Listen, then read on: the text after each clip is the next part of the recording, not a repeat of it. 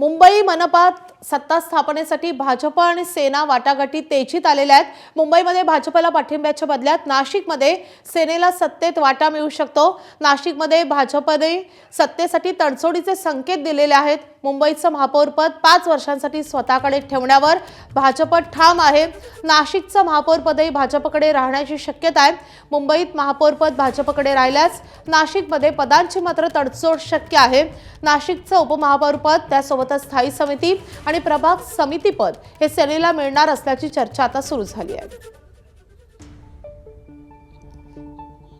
तर या संदर्भात अधिक अपडेट घेण्यासाठी आपले प्रतिनिधी मुकुल कुलकर्णी सध्या आपल्या सोबत आहेत। मुकुल, मुंबईच्या बदल्यात नाशिकमध्ये शिंदेच्या शिवसेनेला नेमकं काय मिळू शकतं? खरंच अशा चर्चा सुरू आहेत का? कुंभमेळा भरणार आहे त्या पार्श्वभूमीवर आता महापौर पदाची निवड होणार आहे। त्यामुळे मुंबई महापालिके एवढंच महत्त्व नाशिक महानगरपालिकेच्या महापौर पदाला आहे।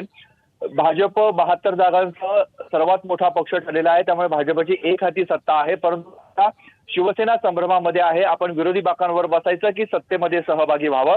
त्यामुळे आता मुंबईच्या तुलनेमध्ये मुंबईच्या वाटाघाटी करताना नाशिक मधली महत्वाची पदं, मग ती स्थायी समिती सभापती पद असो किंवा उपमहापौर पद आणि इतर प्रभाग समित्यांची पदं ही आपल्या पदरामध्ये पाडून घ्यावी असा एक सूर सध्या शिवसेनेमध्ये आहे।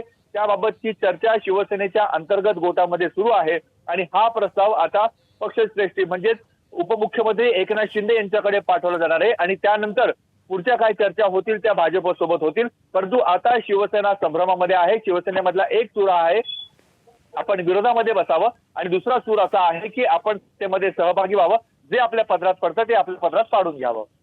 नक्कीच आता मुंबईच्या बदल्यात या तडजोडीसाठी शिंदे तयार होणार का हे पाहणं महत्त्वाचं असणार आहे। धन्यवाद मुकुल या सगळ्या सविस्तर माहितीसाठी। एबीपी माझा, उघडा डोळे बघा नीट।